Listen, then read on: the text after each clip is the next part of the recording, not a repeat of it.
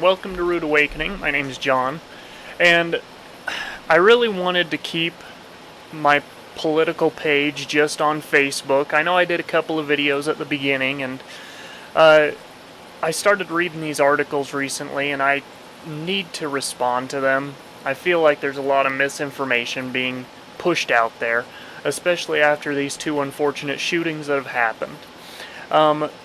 But the one article I read that just was absolutely ridiculous, I'll show you right here. It's by Vox, and they said, police neutralized the Dayton shooter in 30 seconds. He still shot 14 people. The timeline is some of the strongest evidence yet that the good guy with a gun myth is just that. I thought that was ridiculous. Now, I want to give them a fair shot, and I'm going to put the link to this article in the description below just so you guys can verify everything that I say here. But their argument here is that police were there in less than 30 seconds, okay? From the first shot fired to this guy being dead on the ground was about 32 seconds, okay? And he still shot 14 people and killed 9 of them. Fired 41 shots, okay? And, you know, they talk about, well, the caliber, high capacity rounds, all that kind of stuff. Any gun that you have, you can shoot pretty much a round per second, okay?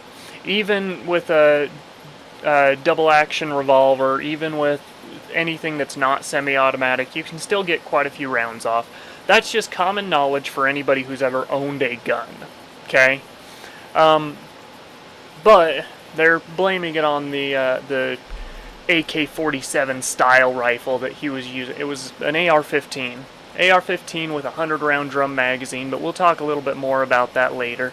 Anyway, their justification for saying that it's a myth is that he was still able to shoot and kill 9 people even though police were there immediately. And that means good guy with a gun is a myth, right? We're done. We can all go home. No discussion needed. False. You see, later on in their article, they end up debunking their own thing, but we're not going to talk about that quite yet. I want to break down the shooting first, and this is not my video. This is just the best video I've found of the shooting. Now, this first angle, we're going to break down the whole thing, and we're going to talk about why their argument was ridiculous, okay? This first angle, you'll see police coming around this corner, coming from this direction. This is to the, I don't know if it was north, it was up the street from the shooting. So the shooting's happening down in this corner where I'm at right now. Shooting's happening down past that. So, shots start to be fired, people start running. The reason that I really want to focus on this angle is you see people running away from the shooting, and there goes the officers running towards it. Now, it takes a lot of stones to run towards gunfire. Even if you are being paid to do so, even if this is your job to run to the gunfire to protect people, it's still awesome that these guys did this. So, in just a minute here, we're going to switch angles, and I will break down the angle for you. And then, we will... Here we go. So, I want you to look right here. Look how many people are right here. Now, they're heading into that building. Inside of that building, I can't remember what the building's called, Mike's or something like that. There's already around 100 people. Okay? Already about 100 people in that building. Now, in that other view that we saw, you saw a fence similar to this. That's also connected to this same building. Those people ran into that building. Okay? So, as you'll see, a ton of these people go to take cover in that building, including children if you were watching pretty close. The shooter is going to come from this direction. You see the gunfire, you see police, more people running More people taking cover into this building. Here come the police officers. And here's our shooter. Okay? See, he's got his AR-15, 100 drum round magazine. This guy was ready to kill. Okay? Now, you'll see this guy start to head into the building. Into the building with over 100 people in there. Okay?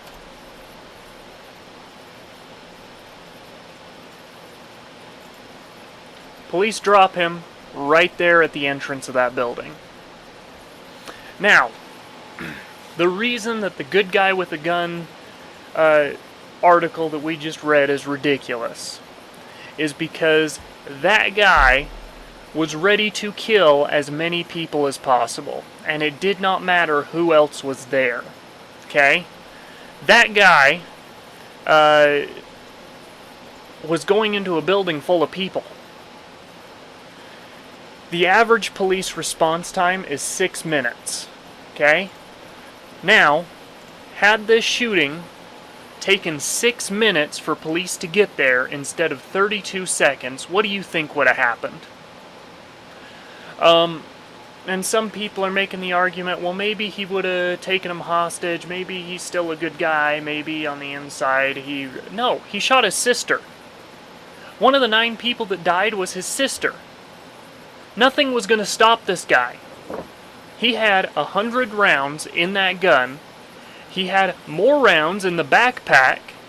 He was ready to kill as many people as possible and was going into a building full of people. This could have been the deadliest shooting in America. This could have been the worst shooting that we've ever had it not been stopped in 32 seconds. Had we gone with the average police response time, had we gone with the fastest police response time, which is Chicago, where they respond in about 2 minutes, this still could have been the deadliest shooting that we've ever had. And that is the question that we need to ask. That is what we need to be focusing on. Is not how many people were they able to get to first before the good guy with a gun showed up. It's how many people would have died had the good guy with a gun not showed up. Okay? They end up debunking their own thing here. It says right here, it's true in some sense that both the El Paso and Dayton shootings ended because of good guys with guns. How else do you stop a mass shooting? What other way have we ever seen a mass shooting stopped? It's always good guys with guns. It's always good guys with guns. And you can make the argument, well, some of them commit suicide. Okay, why did they commit suicide? Because good guys with guns showed up. Good guys with guns came to arrest or shoot whoever the shooter was. And they end up killing themselves because the next gun showed up. That's the main factor in stopping a mass shooting, is how long it takes for the next gun to get there. There was an article, I don't have it pulled up here, but there was another article of a guy who was going into Walmart, armed to the teeth, and a good guy with a gun stopped him before he got in there. I think I said it was in Michigan. Stopped him and held him there until police showed up. Now, we can't verify if he was going in there to shoot up everybody in Walmart, but what if he was? The CDC released a study a while back, and it gets brought up every single time someone does a pro-gun anything, and it should.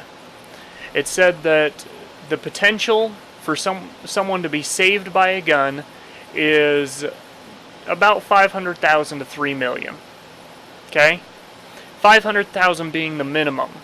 We have about 40,000 people killed by guns every year. 40,000 killed by guns.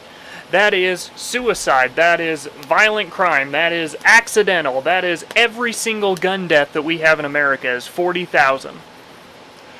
But just by someone carrying a gun, we are able to save 500,000.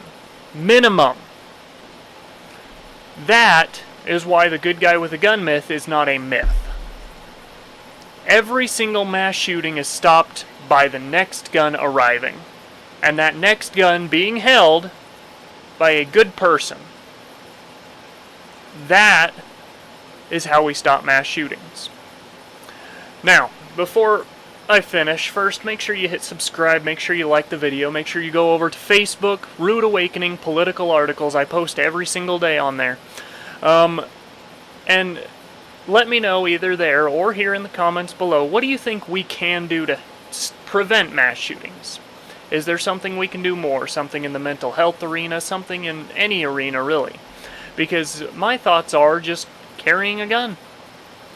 Bad guys with guns don't like being shot at. They're not going to go somewhere that has a gun. They don't like going into houses where guns live. They don't like going into buildings where police are. So what do you think we can do? Is there anything we can do? Anyway, go out there, practice with your gun, go to the range, do something with it. And hit subscribe, let me know what you think about the videos, and we'll see you next time.